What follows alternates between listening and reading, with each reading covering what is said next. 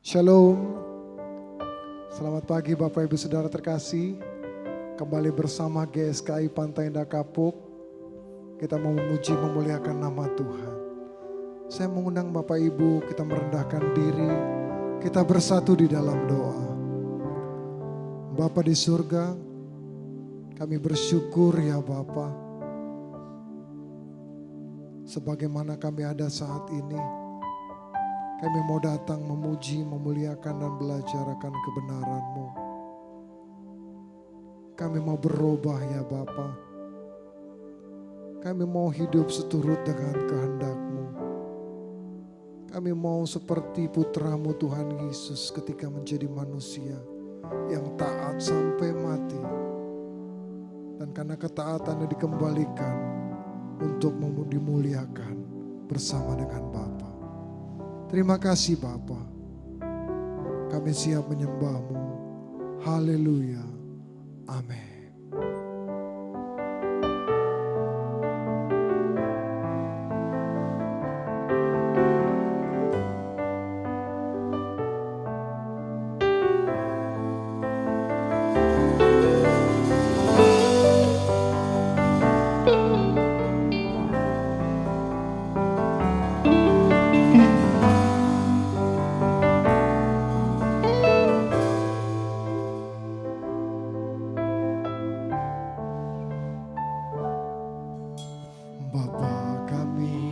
Yang di surga,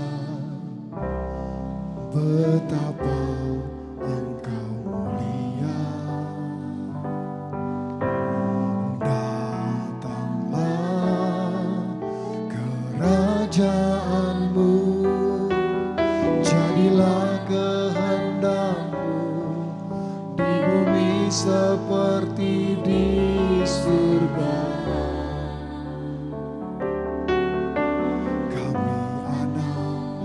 Di sini, di hadirat yang suci,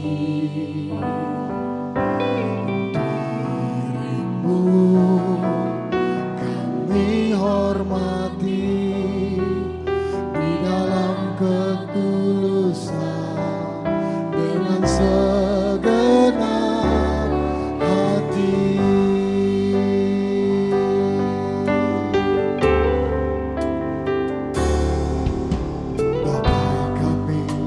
Yang di surga, betapa Engkau mulia. Datanglah kerajaan-Mu, amin. Kerajaan-Mu, jadilah kehendak-Mu di bumi seperti di surga. Kami anak-Mu di sini, di sini, di hadirat-Mu, amin, haleluya. Diri-Mu kami hormati di dalam ketulusan dengan segenap hati.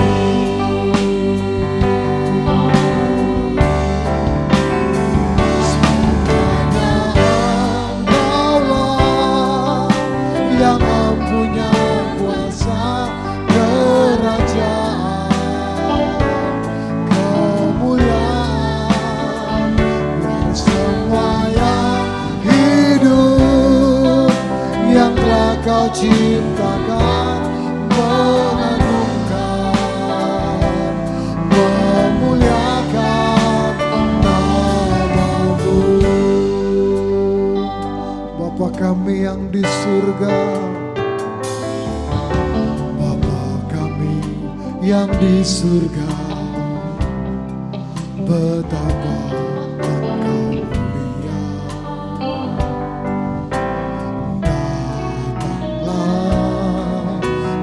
Kerajaan-Mu, jadilah kehendak-Mu di bumi seperti di surga.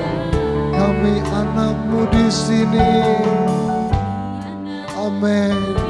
Di hadirat-Mu Bapa. Haleluya. Dirimu kami hormati di dalam ketulusan dengan segenap hati.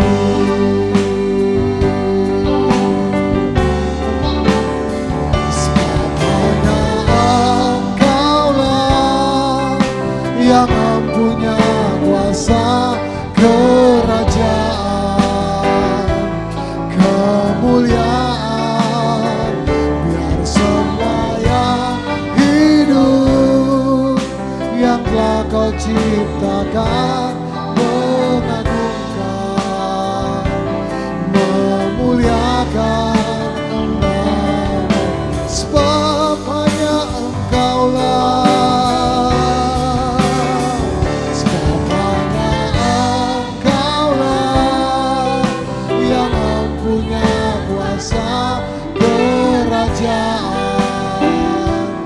kemuliaan, biar semua yang hidup yang telah Kau ciptakan mengagungkan, memuliakan nama-Mu.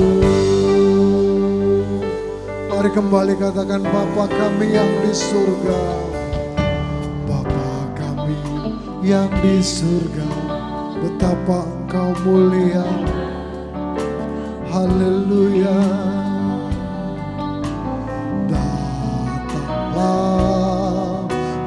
kerajaan-Mu, jadilah kehendak-Mu di bumi seperti di surga. Kami anak-Mu di sini, kami anak. Amin. Di hadirat-Mu yang suci. Haleluya. Dirimu kami hormati di dalam ketulusan dengan segenap hati.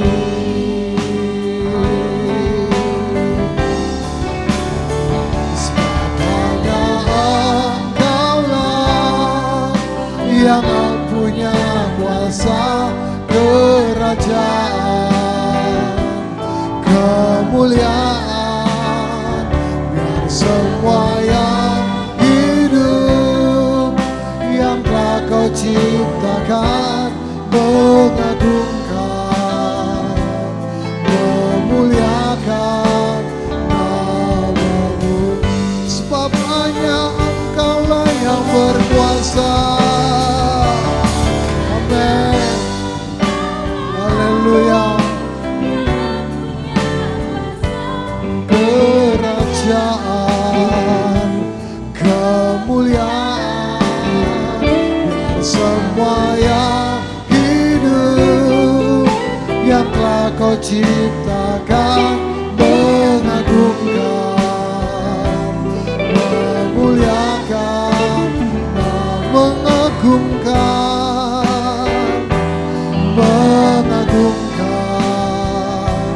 memuliakan, mengagungkan, mengagungkan, memuliakan nama-Mu.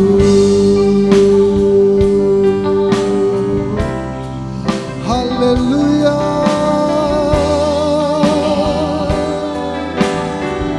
Terima kasih Tuhan, dipermuliakanlah nama-Mu. Bapa kami yang di surga. Haleluya.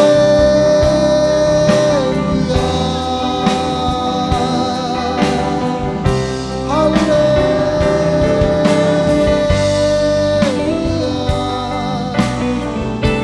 Segala hormat pujian syukur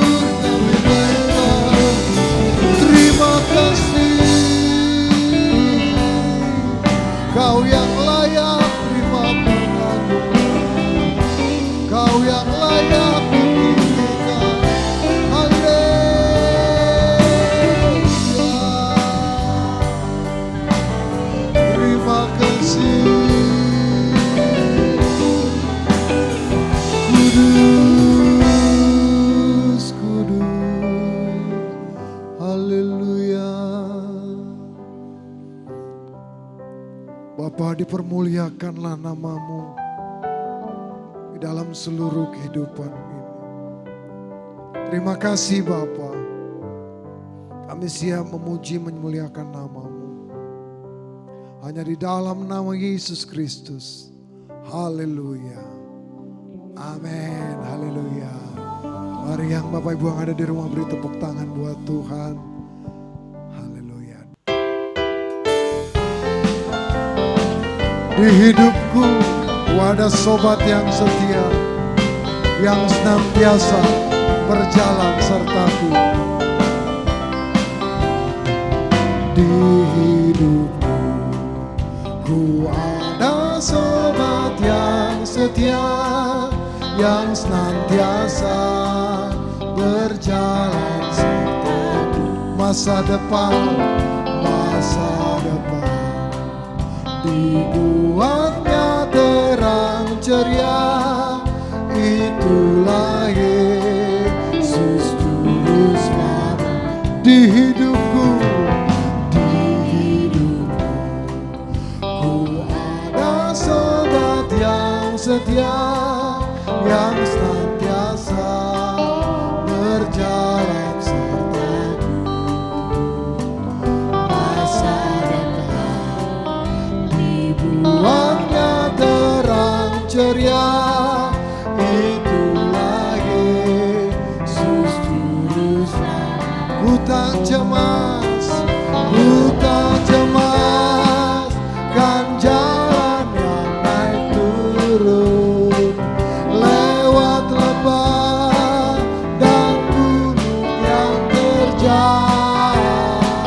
Sebab Tuhan berjalan sampingku, memimpinku karena Dia di hidupku.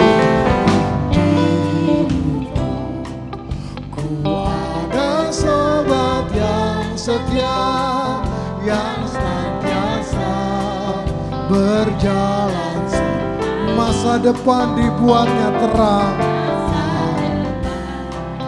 dibuatnya terang ceria. Itulah Yesus Juru Selamat. Ku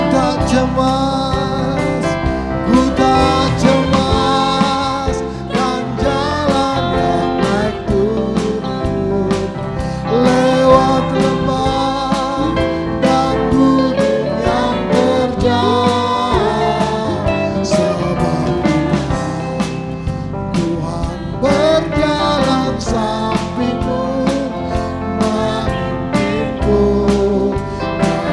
Ku tak cemas,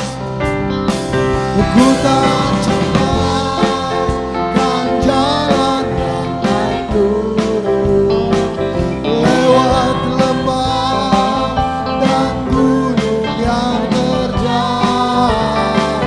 Sebab Tuhan berjalan sampingku, memimpinku.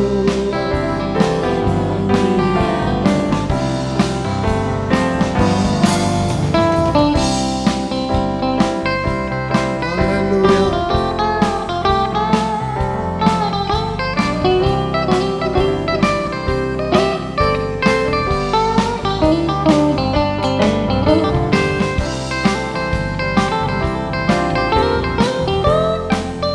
Ku tak cemas, kan jalan yang naik turun.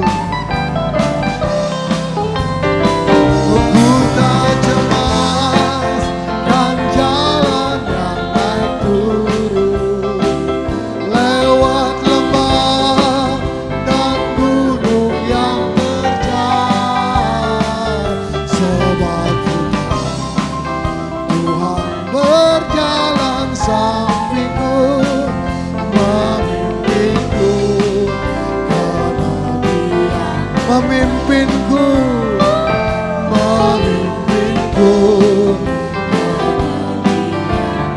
Haleluya. Memimpinku.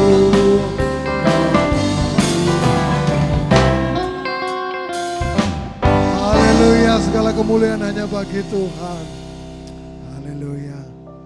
Tiba saatnya kita akan mendengarkan kebenaran firman yang disampaikan oleh hamba-Nya. Waktu kami singkat ya Bapa. Biar kami mempersiapkan diri kami dengan sungguh-sungguh. Terima kasih Tuhan.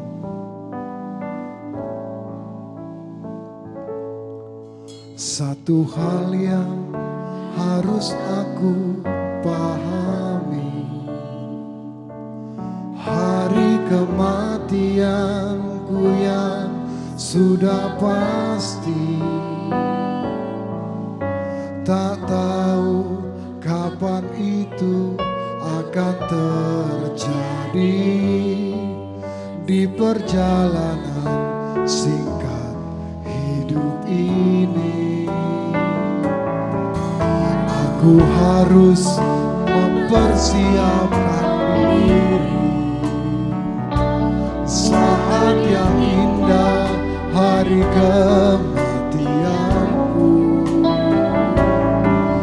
Di pembaringan terakhir ku nanti, sahabat sejati pasti memimpiku. Roh Kudus tolong aku hidup tidak bercela sampai waktu menutup mata. Ku rindu seperti Yesus, kesukaan-Mu Bapa. Hidup ini jadi berharga. Haleluya. Satu hal yang harus aku pahami, hari kematianku yang sudah pasti. Tak tahu kapan itu akan terjadi di perjalanan singkat hidup ini. Aku harus mempersiapkan diri saat yang indah, hari kematianku. Di pembaringan terakhir ku nanti, sahabat sejati pasti memimpiku. Roh Kudus tolong aku hidup tidak bercela sampai waktu menutup mata.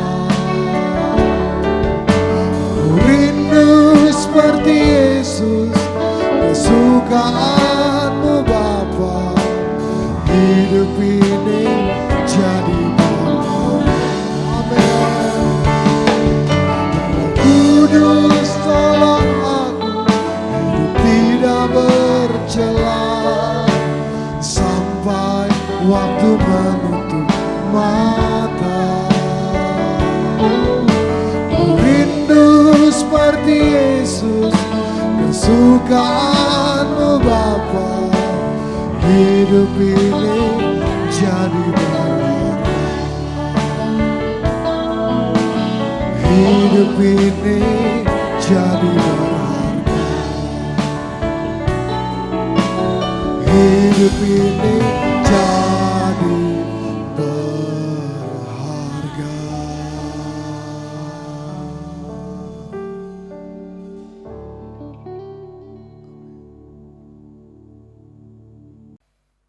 Shalom saudara, selamat pagi buat kita semua, umat Tuhan dimanapun berada. Saya percaya firman ini didengar sampai ujung-ujung bumi.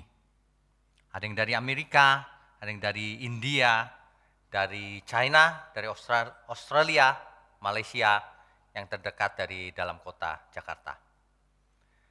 Kita berbahagia kalau hari ini kita masih bisa mendengar kebenaran, karena waktunya sudah pendek. Sebelum itu mari kita berdoa lebih dahulu. Bapa di surga, pada kesempatan ini kami mengucap syukur, kami bersyukur kalau kami mempunyai Bapa seperti Engkau. Dan kami bersyukur di sisa umur hidup kami masih bisa belajar mendengarkan firman yang benar. Agar hidup kami diubahkan dan kami boleh mengakhirinya dengan benar. Terima kasih Bapa. Pada kesempatan ini kami mau belajar tentang natur dosa. Satu pokok penting yang harus kami mengerti dan kami atasi. Pakai mulut hamba-Mu untuk menyampaikan kebenaran ini. Hanya di dalam nama Tuhan Yesus kami berdoa. Amin. Bapak Ibu sekalian, kita sudah memasuki tahun yang baru. Dan seperti biasa hari berganti hari berjalan lagi. Ada satu pokok penting yang kita mesti mengerti. Agar hidup kita ini sesuai kehendak Tuhan. Ada satu hal yang sangat menghalangi manusia untuk berubah seperti yang Tuhan inginkan. Apakah itu natur dosa? Ini yang perlu kita mengerti. Ada banyak kesalahan orang mengerti tentang natur dosa. Orang berpikir bahwa setelah Tuhan Yesus mati di kayu salib, maka natur dosa pada diri manusia lenyap tiba-tiba secara otomatis. Ada yang berpikir seperti itu. Sehingga orang berpikir kalau menjadi Kristen otomatis selamat. Merasa selamat. Ini berbahaya. Coba kita telusuri apa itu natur dosa. Ya. Sebelum manusia jatuh ke dalam dosa, manusia belum mempunyai natur dosa atau kodrat dosa ini. Dalam Kejadian 1 ayat 26 sampai 27, di situ dikatakan manusia diciptakan menurut gambar dan rupa Allah.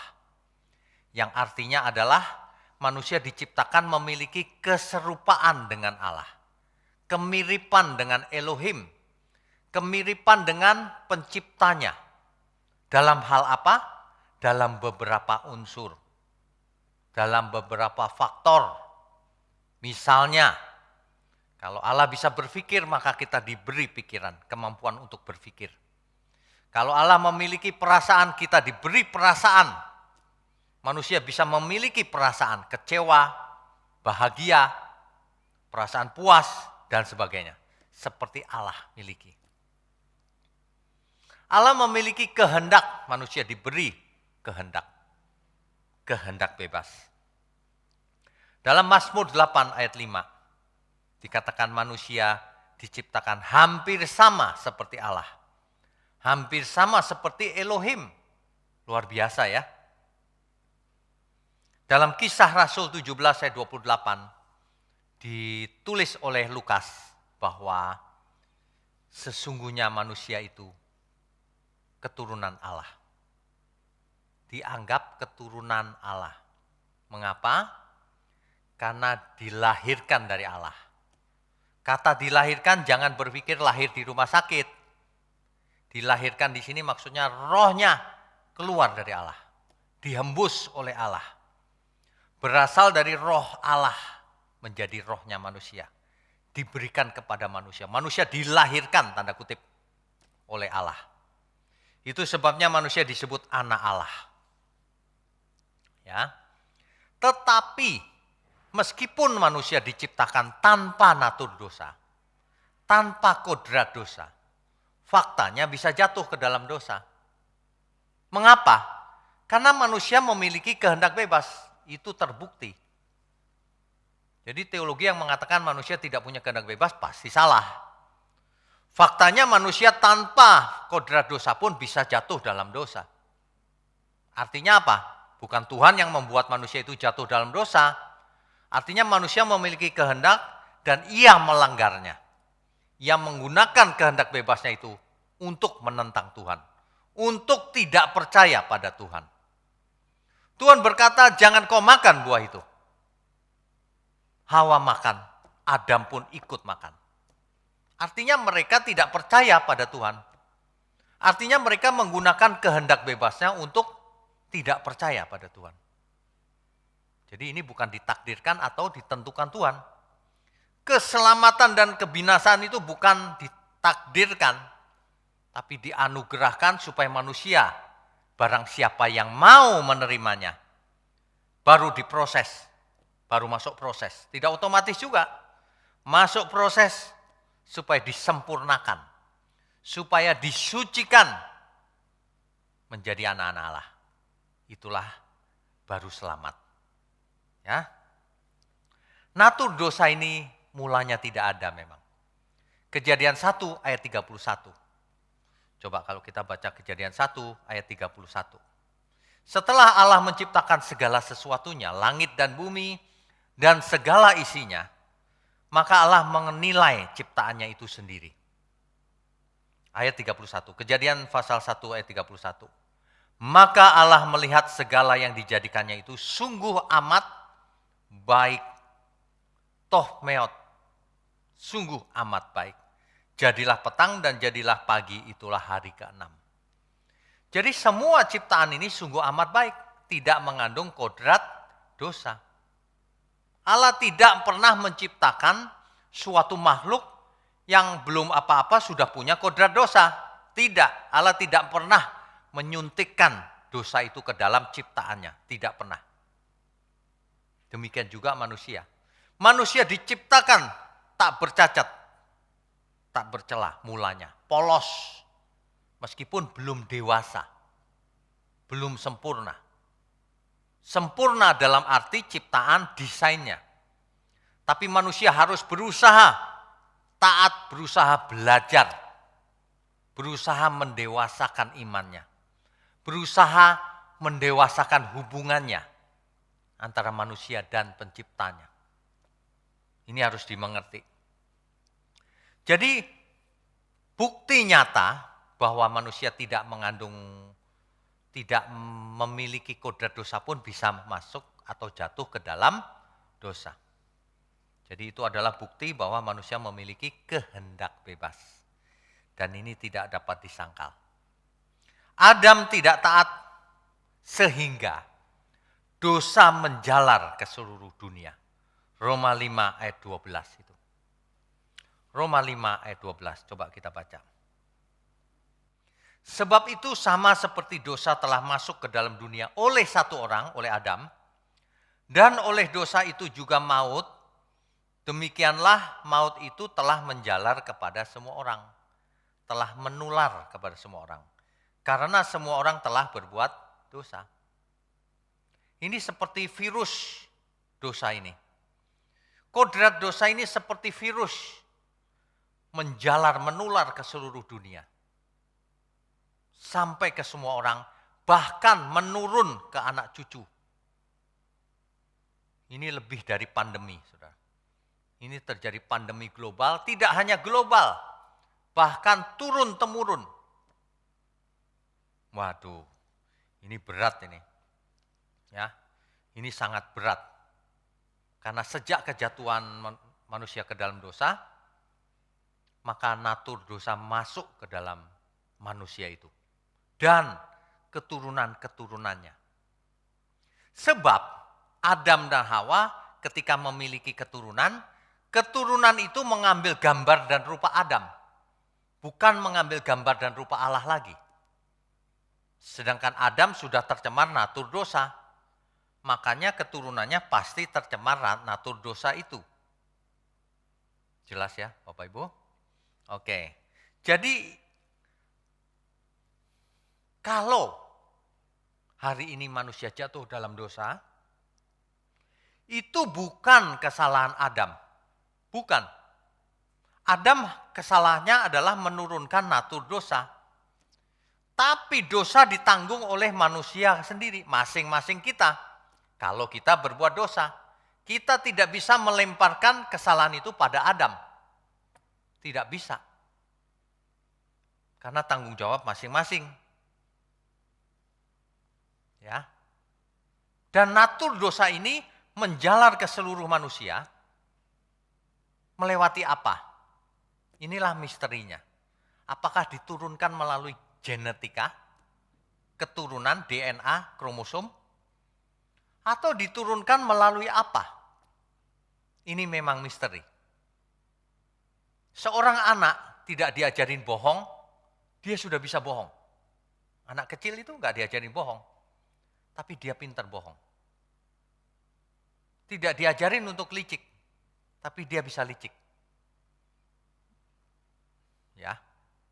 Nah, ini bukti bahwa natur dosa itu menurun. Cuma bagaimana cara menurunnya itu misteri. Yang penting faktanya memang menurun. Dan menurunnya ini bukan fisik. Sebab kalau menurunnya itu melalui genetika, gen, maka kodrat dosa bisa disembuhkan oleh rekayasa genetika. Suatu hari menemukan, kodrat dosa tersandikan atau terkodekan atau terprogram dalam kode-kode DNA tertentu.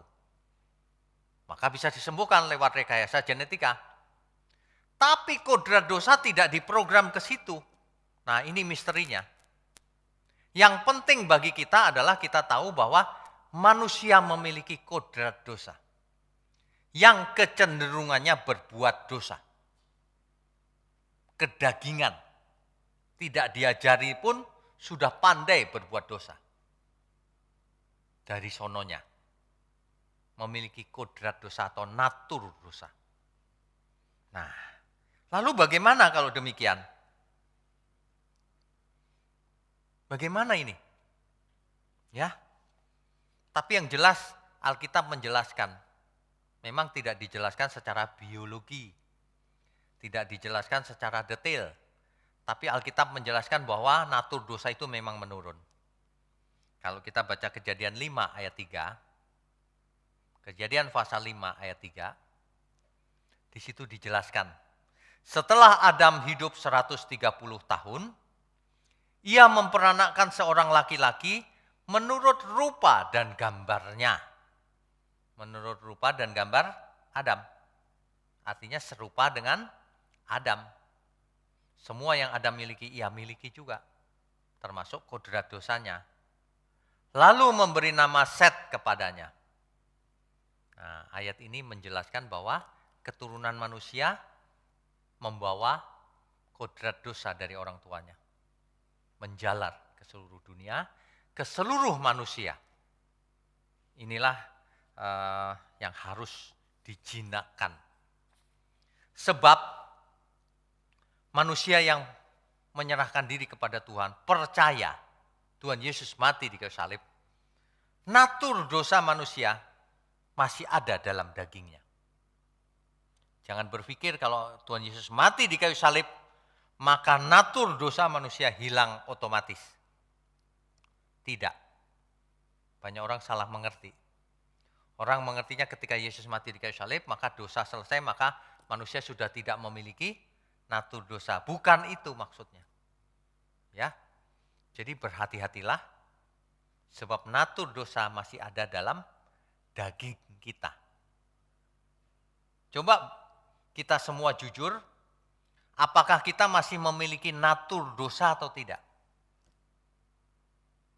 Kalau tokoh-tokoh Alkitab mengakui hal itu.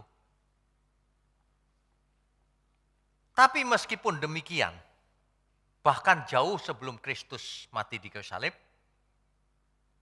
pada zamannya Kain saja, Tuhan sudah memperingatkan loh. Kejadian 4 ayat 6 sampai 7. Kejadian 4 ayat 6 sampai 7. Setelah Kain panas hatinya itu, firman Tuhan kepada Kain, mengapa hatimu panas dan mukamu muram? Firman Tuhan kepada Kain itu. Apakah mukamu tidak akan berseri jika engkau berbuat baik? Kain sedang bermuram, artinya dia sehabis buat jahat tuh. Tetapi jika engkau tidak berbuat baik, dosa sudah mengintip di depan pintu. Ia sangat menggoda engkau, tetapi, nah ini yang perlu digarisbawahi Bapak Ibu sekalian. Jauh sebelum Kristus mati di kayu salib, Kain sudah diperintahkan oleh Tuhan. Tetapi engkau harus berkuasa atasnya. Dosa sudah mengintip di depan pintu, ia sangat menggoda engkau. Tetapi engkau harus berkuasa atasnya. Harus berkuasa. Apalagi kita zaman sekarang. Kristus sudah mati di kayu salib. Dosa-dosa kita sudah diampuni. Natur dosa masih ada dalam diri kita. Tetapi kita harus berkuasa atasnya. Tetapi kalau kita sudah ditebus oleh Tuhan, kita orang berhutang. Supaya tidak hidup melayani natur dosanya. Supaya tidak hidup dalam daging. Sebab kalau kau hidup dalam daging, kamu akan binasa. Setelah kita menerima Kristus, natur dosa masih ada dalam diri kita. Tapi kita harus hidup menurut roh. Artinya menguasai natur dosa itu. Artinya kita harus berkuasa atasnya. Itu dan harus bisa. Sebab kalau dahulu Kain tidak memiliki Roh Kudus, kalau dahulu Kain tidak memiliki Injil, kalau dahulu Kain belum memiliki Alkitab, sekarang kita semua sudah memiliki fasilitas-fasilitas keselamatan itu. Maka tidak ada alasan di mana kita tidak bisa berubah. Tidak alasan di mana kita tidak bisa melakukan kehendak Tuhan. Hanya orang-orang yang tidak mengasihi Tuhan, yang tidak mau berubah dengan berbagai alasannya. Manusia memang pintar cari alasan. Sebenarnya manusia jatuh karena dirinya sendiri. Setan bisa menggoda, bisa. Tapi setan tidak bisa memaksa kita jatuh dalam dosa, tidak bisa. Bahkan Tuhan sendiri tidak pernah memaksa seseorang untuk jatuh dalam dosa atau untuk hidup kudus. Tidak pernah. Apalagi mengambil alih kesadaran manusia. Sehingga manusia tidak sadar digerakkan berbuat dosa. Atau manusia tidak sadar melakukan kekudusan. Tidak pernah terjadi yang seperti itu. Artinya semua tanggung jawab pribadi kita masing-masing. Perhatikan baik-baik ya Bapak Ibu ya. Kita ini kalau belajar firman itu harus 100% benar pengertiannya sehingga kita bisa lakukan. Coba kita baca dahulu Yakobus 1 ayat 12 sampai 18. Yakobus pasal 1 ayat 12 sampai 18. Berbahagialah orang yang bertahan dalam pencobaan. Dahulu Adam jatuh dalam pencobaan. Hawa juga. Tapi Tuhan Yesus menang dalam pencobaan. Nah, sekarang kita diberi firman, berbahagialah orang yang bertahan dalam pencobaan. Sebab apabila ia sudah tahan uji, ia akan menerima mahkota kehidupan yang dijanjikan Allah kepada barang siapa yang mengasihi Dia. Apabila seorang dicobai, janganlah ia berkata, percobaan ini datang dari Allah. Sebab Allah tidak dapat dicobai oleh yang jahat dan ia sendiri tidak mencobai siapapun. Jangan menyalahkan Allah. Bahkan kita tidak perlu menyalahkan iblis. Ada satu ilustrasi Bapak Ibu. Suatu hari ada seorang yang memiliki kambing. Ia ikat kambingnya di pintu pagar rumahnya. Lalu datanglah setan. Setan itu menggunting tali kekang kambing itu. Sehingga kambing itu lari dengan liarnya. Masuk ke dalam rumah orang. Diubrak-abrik rumah itu. Si pemilik rumah marah. Kambing itu ditembaknya. Mati kambingnya. Si pemilik kambing marah. Karena ia dirugikan. Ia membawa tembak lagi, pistol lagi, ditembaknya si yang punya rumah itu. Istri yang punya rumah itu marah lagi, ditembaknya lagi istri si pemilik kambing. Demikian terus, balas membalas. Siapa yang salah? Oh, setan Pak yang salah, setan menggunting tali itu. Setan cuma berkata begini, aku kan cuma gunting tali itu. Kan kamu yang tembak-tembakan sendiri. Kan kamu yang bunuh-membunuh sendiri. Kan kamu yang inginnya memang membunuh. Memang ada natur dosa yang kau layani dalam hidupmu. Setan memang sering mencobai, tapi kesalahan ada di pihak manusia. Mengapa kau mau dicobai? Tuhan berkata, tetapi kamu harus berkuasa atasnya. Tidak ada alasan, jangan cari kambing hitam. Memang setan adalah musuh kita. Tidak usah menyalah-nyalahkan, memang musuh dia. Kalau kita salah, yang salah kita. Oleh sebab itu jangan pernah buat salah. Ayat 14, tetapi tiap-tiap orang dicobai oleh keinginannya sendiri. Manusia itu dicobai oleh keinginannya sendiri, natur dosanya sendiri. Panas, marah, nafsunya sendiri. Karena ia diseret dan dipikat olehnya. Dan apabila keinginan itu telah dibuahi, ketika manusia itu melayani hatinya, keinginannya, nafsunya, natur dosanya, ia melahirkan dosa. Dan apabila dosa itu sudah matang, ia melahirkan maut. Akhirnya maut. Saudara-saudara yang kukasihi, janganlah sesat. Setiap pemberian yang baik dan setiap anugerah yang sempurna datangnya dari atas, dari Tuhan maksudnya. Diturunkan dari Bapa segala terang, padanya tidak ada perubahan atau bayangan karena pertukaran. Ya. Atas kehendaknya sendiri ia telah menjadikan kita oleh firman kebenaran.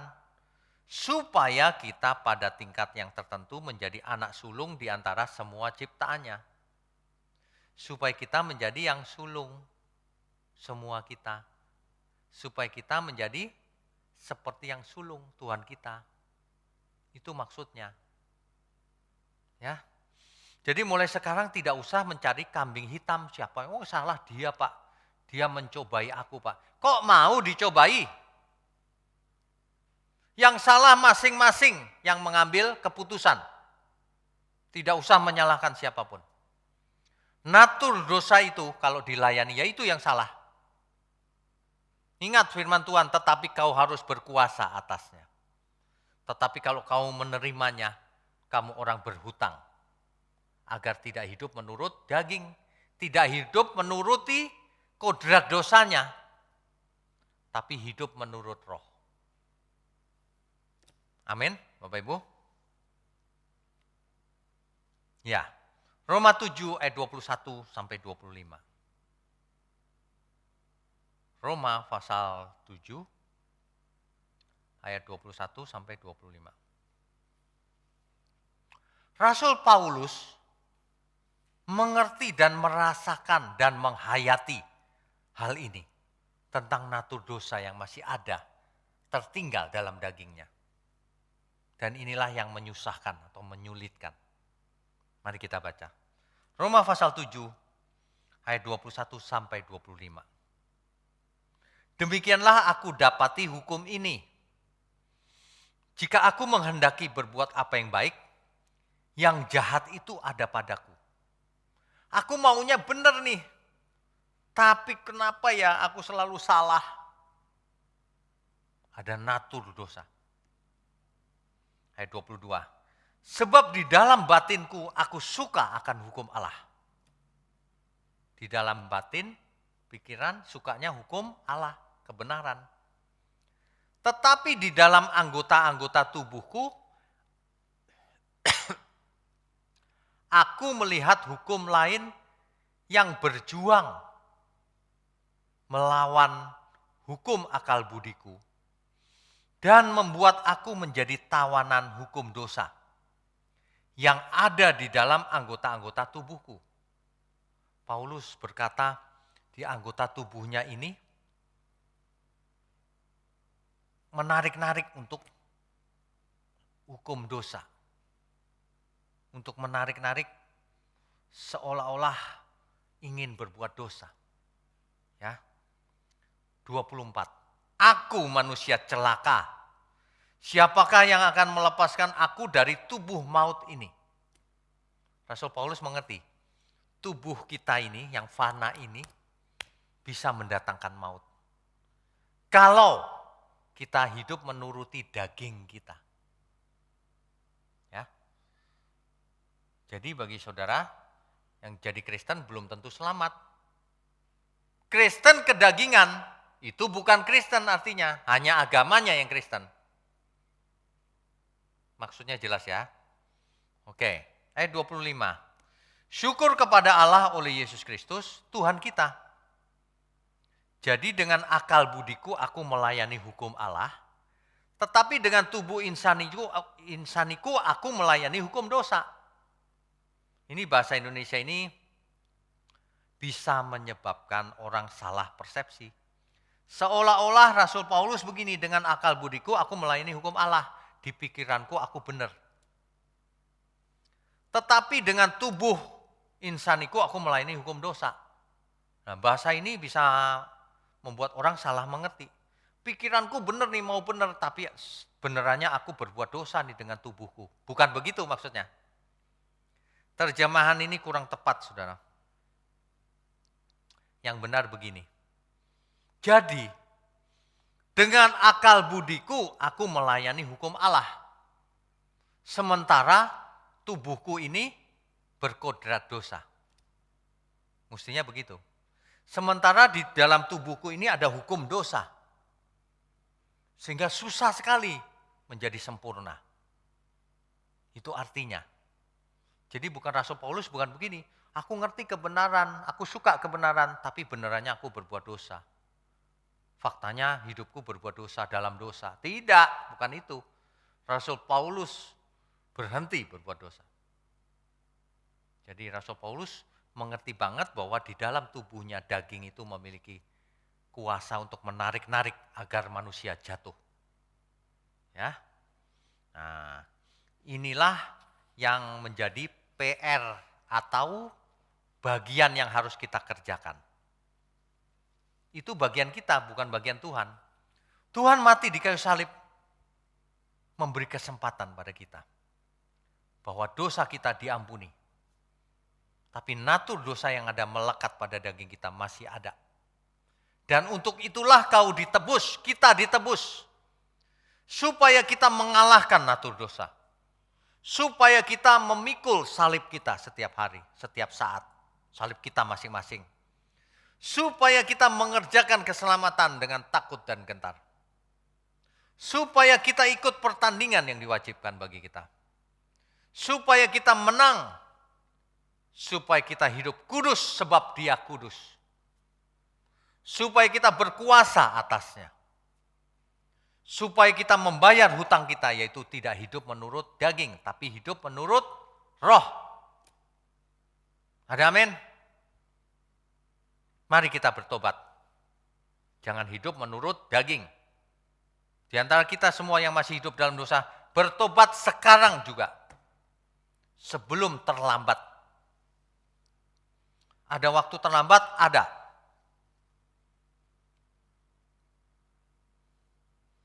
Sebab seperti Esau yang sudah kehilangan kesempatan. Maka meskipun ia menangis meraung-raung, maka kesempatan itu tidak datang lagi.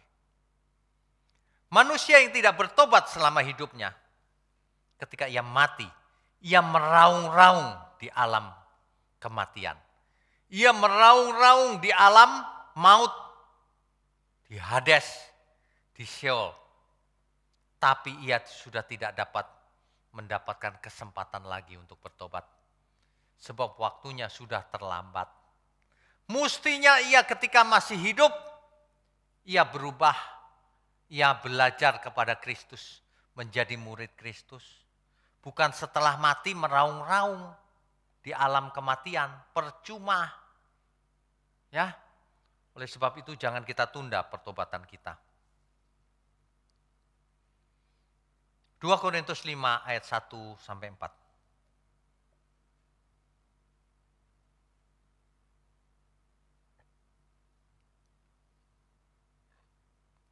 2 Korintus 5 ayat 1 sampai 4. Rasul Paulus begitu luar biasa. Karena kami tahu bahwa jika kemah tempat kediaman kita di bumi ini dibongkar, ini menunjukkan jika tubuh kita ini mati, gitu. Allah telah menyediakan suatu tempat kediaman di surga bagi kita. Jika kediaman kita di bumi ini dibongkar, bisa juga jika bumi ini hancur, Allah telah menyediakan suatu tempat kediaman di surga bagi kita, bumi yang baru. Suatu tempat kediaman yang kekal yang tidak dibuat oleh tangan manusia. Selama kita di dalam kemah ini kita mengeluh. Di dalam kemah ini, kemah ini adalah tubuh fana kita. Selama kita hidup di dalam tubuh fana ini, kita mengeluh. Karena kita rindu mengenakan tempat kediaman surgawi di atas tempat kediaman kita yang sekarang ini. Kita rindu yang surgawi, bukan yang sekarang. Kalau yang sekarang ini bisa mati, bisa sakit, dalam pandemi begini berbahaya. Tapi kalau yang baru nanti, itu kekal. Ya, oke. Sebab dengan demikian kita berpakaian dan tidak kedapatan telanjang. Berpakaian kekudusan. Ayat keempat. Sebab selama masih diam di dalam kemah ini, kita mengeluh oleh beratnya tekanan. Tekanan apa ini yang dimaksud? Sebab ketika kita masih hidup sekarang ini, kita tertekan. Kita tadi sudah baca ayatnya ya. Rasul Paulus tertekan. Aduh, bagaimana ini supaya hidup kudus? Nah, karena kita mau mengenakan pakaian yang baru itu tanpa menanggalkan yang lama, supaya yang fana itu ditelan oleh hidup. Nggak bisa. Kita tidak bisa mengenakan yang baru dengan mengenakan yang lama. Kita harus berubah, mengenakan hanya yang baru. Itulah sebabnya dalam 2 Korintus 5, ayatnya yang ke-9 dan 10, Rasul Paulus menjelaskan begini. Sebab itu juga kami berusaha. Baik kami diam di dalam tubuh ini maupun kami diam di luarnya, supaya kami berkenan kepadanya. Berusaha loh. Jadi sebagai orang percaya kita harus berusaha. Hidup kudus, tak bercacat, tak percaya, tak bercela. Harus berusaha hidup sempurna. Harus berusaha tidak pernah buat salah. Harus berusaha. Ya, ayat 10. Sebab kita semua harus menghadap tahta pengadilan Kristus. Kenapa kita harus berusaha supaya tidak bercacat, tidak bercelah? Sebab kita semua harus menghadap tahta pengadilan Kristus. Oh enggak Pak, itu yang menghadap orang dunia. Bukan, kita semua. Ini Rasul Paulus yang menulis. Harus menghadap tahta pengadilan Kristus. Supaya setiap orang memperoleh apa yang patut diterimanya. Sesuai dengan yang dilakukannya dalam hidupnya ini, baik ataupun jahat. Jadi kita harus bertanggung jawab. Itu maksudnya. Di dalam Ibrani 12 ayat 1, di situ dijelaskan dengan kalimat lain. Aku harus bermegah sekalipun memang hal itu tidak ada faedahnya. Namun demikian aku hendak memberitakan penglihatan-penglihatan dan pernyataan-pernyataan yang kuterima dari Tuhan. Tetap harus menyatakan, menyampaikan kebenaran itu. Ya, itu 2 Korintus 12 ayat 1, Saudara. Sorry. Sekarang Ibrani 12 ayat 1. Karena kita mempunyai banyak saksi bagaikan awan yang mengelilingi kita. Marilah kita menanggalkan semua beban dan dosa yang begitu merintangi kita. Dan berlomba dengan tekun dalam perlombaan yang diwajibkan bagi kita. Ini perlombaan ini yang setiap kita itu ikut pertandingan, perlombaan. Tapi supaya kita bisa berlari, kita harus menanggalkan semua beban dan dosa. Jangan hidup dalam dosa lagi. Jangan punya keinginan yang menghambat pertumbuhan iman kita. Keinginan kita hanya satu, yaitu hidup benar, tak bercacat, tak bercela, menyenangkan Tuhan, jadi berkat bagi sesama. Itu saja. Kita harus sukses untuk Tuhan. Ya. Nah, jadi mulai hari ini, mari kita hidup tidak pernah mencari kambing hitam siapapun. Kalau ada kesalahan yang pernah kita lakukan, mari kita bertobat. Mari kita memandang kenapa aku bersalah.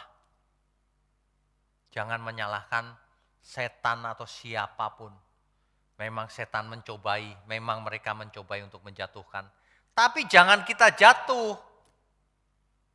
Ingat, yang memotong tali yang mengikat kambing itu memang setan.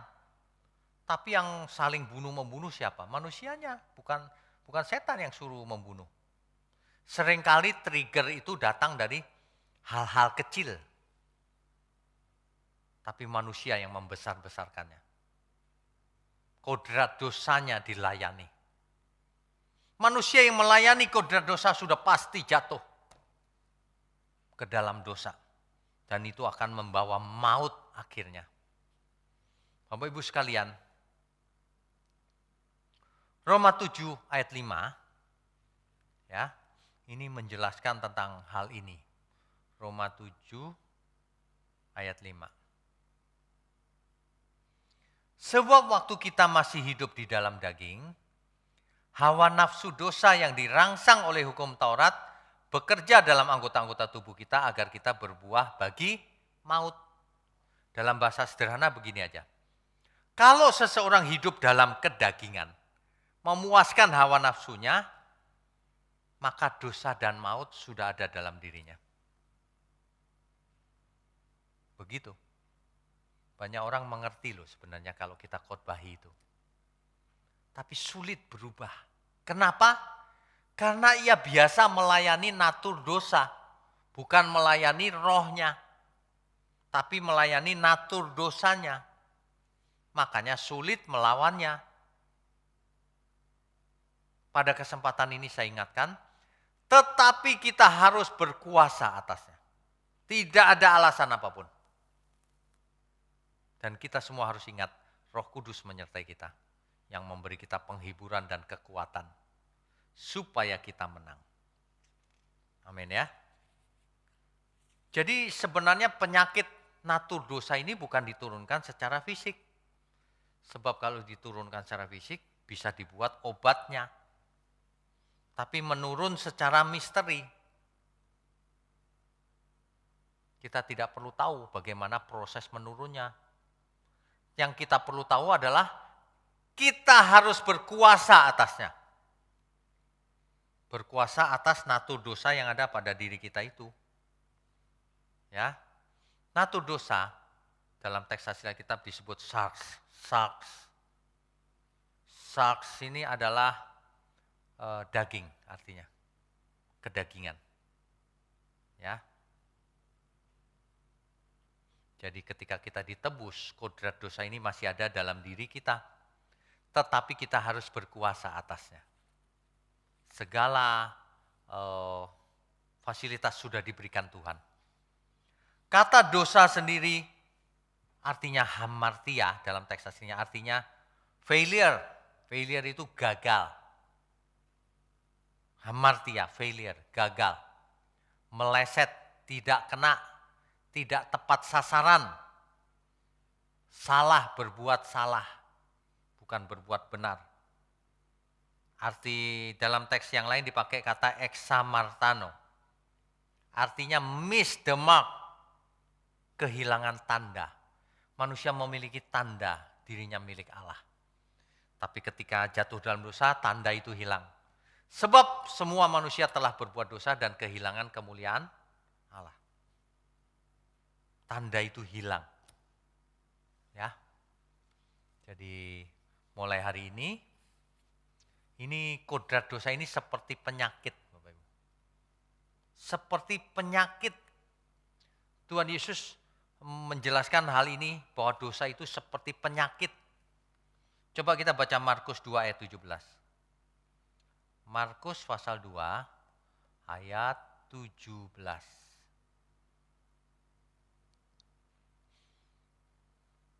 Ini kata Tuhan Yesus. Yesus mendengarnya dan berkata kepada mereka, bukan orang sehat yang memerlukan tabib, tetapi orang sakit. Aku datang bukan untuk memanggil orang benar, melainkan orang berdosa. Jadi dosa ini memang diibaratkan sebagai orang sakit. Orang berdosa itu orang sakit. Bukan orang sehat yang memerlukan tabib, tetapi orang sakit.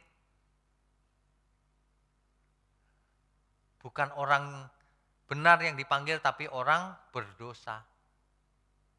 Jadi dosa diibaratkan penyakit oleh Tuhan Yesus. Selain itu dosa adalah kebodohan. Kalau orang sampai berbuat dosa itu sebenarnya berbuat kebodohan.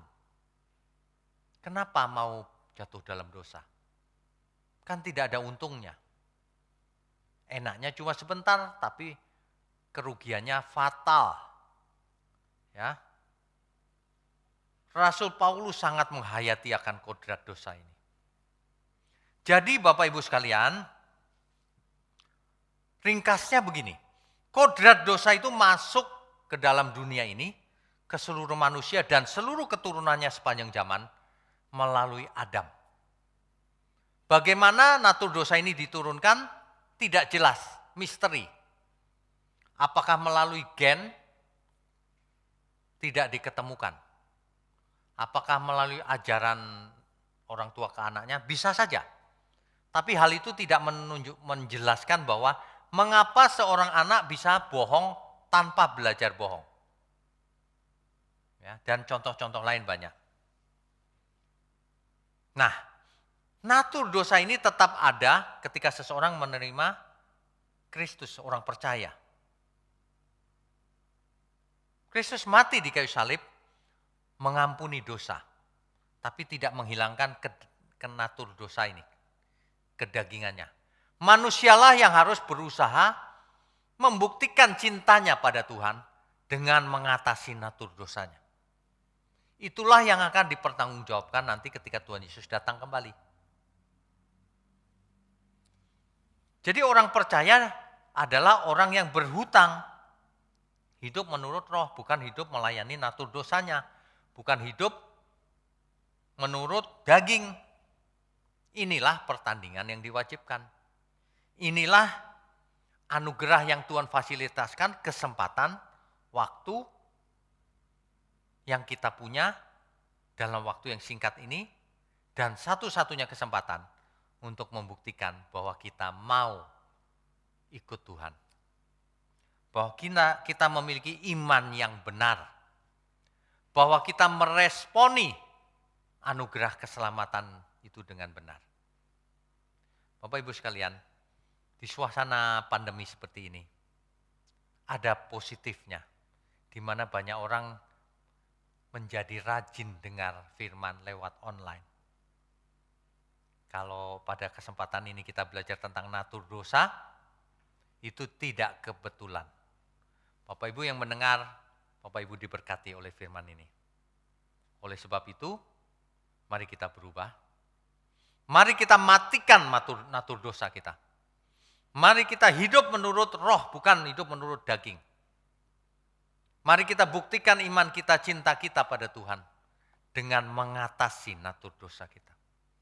Jangan natur dosa dilayani. Jangan hidup kedagingan. Mari kita hidup dalam kekudusan. Mari kita hidup melakukan pekerjaan Tuhan. Mari kita hidup di pihak Tuhan. Mari kita hidup menjadi berkat bagi sesama. Amin. Natur dosa, itulah yang menjatuhkan banyak orang. Orang percaya harus berkuasa atasnya. Amin. Kiranya kebenaran ini bisa memberi pencerahan pada kita semua, siapapun kita, bahkan sampai ke ujung bumi. Ada amin? Yang berbahagia adalah anak-anak Bapa di surga yang mengerti firman ini. dan yang melakukannya. Amin. Tuhan Yesus memberkati. Mari kita berdoa. Bapa di surga, terima kasih untuk firman-Mu. Biarlah seluruh firman ini boleh kami mengerti bahwa kami harus berkuasa atas natur dosa yang masih ada dalam daging kami, Tuhan. Ampuni segala kesalahan kami selama ini, ketidakmengertian kami. Bapa di surga, secara khusus hamba ingin berdoa untuk kami semua seluruh dunia, agar pandemi ini segera berakhir, sehingga banyak orang kembali memiliki kesempatan untuk bertemu satu sama lain, untuk memberkati satu sama lain juga secara offline dan juga secara online. Bapa, berkati gerejamu di tempat ini, juga pelayan-pelayan Tuhan, dan semua jemaatmu dimanapun berada. Terima kasih Bapa. Hanya di dalam nama Tuhan Yesus Kristus, kami sudah menerima segala berkat. Haleluya. Mari Bapak Ibu semua yang percaya katakan amin.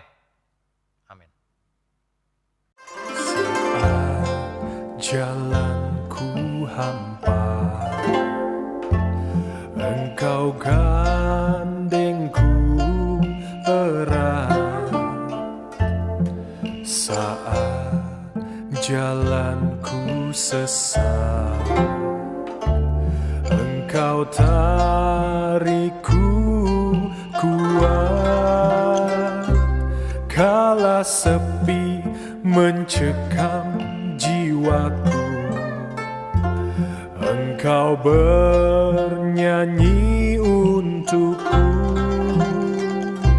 Kala rindu menderu-deru, Engkau datang kepadaku. Permata hatiku, Engkau sangat ku cinta. Permata hatiku, Engkau sangat ku cinta. Permata hatiku, Engkau sangat ku cinta. Permata hatiku, Engkau sangat ku